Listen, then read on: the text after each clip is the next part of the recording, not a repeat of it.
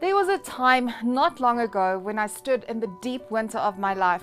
It was the kind of winter that arrives uninvited. Quiet at first, then all-consuming.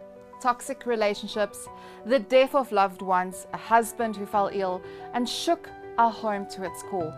My career jolted, of course. Menopause in full swing. No amount of makeup or the right outfit could cover the truth. I was in crisis. I discovered I was neurodivergent, my identity fractured, everything I thought I was no longer fit. I would be surrounded by people and still feel like the loneliest woman in the room. There was no sanctuary, no sisterhood, no landing, no one holding space for the woman I was becoming. And in that deep silence, something sacred stirred. I made a quiet promise. If I survive this, I will build the space I needed the most.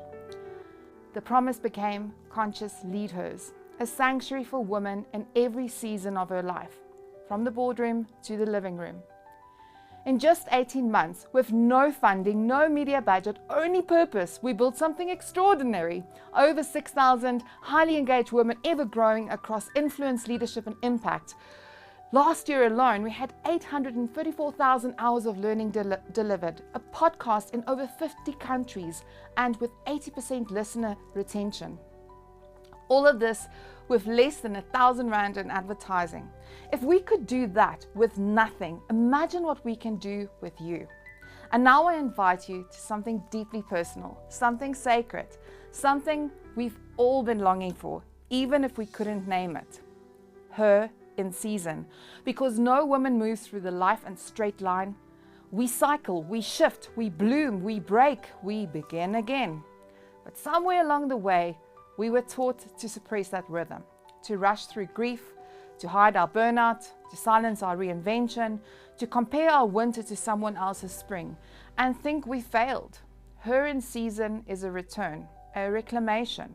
It's a space where women gather to honor the season they're in, without shame, without pressure, without apology. To know you're not lost, you're not behind, you're simply in season. When we understand our seasons, emotional, hormonal, spiritual, and professional, we stop seeing ourselves as broken. We start seeing our lives as cyclical, not linear. And suddenly, we are no longer alone in the dark.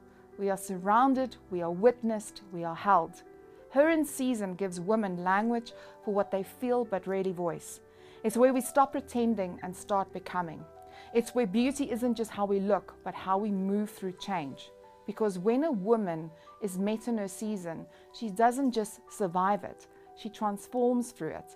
And that is the power of this idea, a collective breath, a mirror, a movement. And now I'm going to share with you how this works in the next few slides.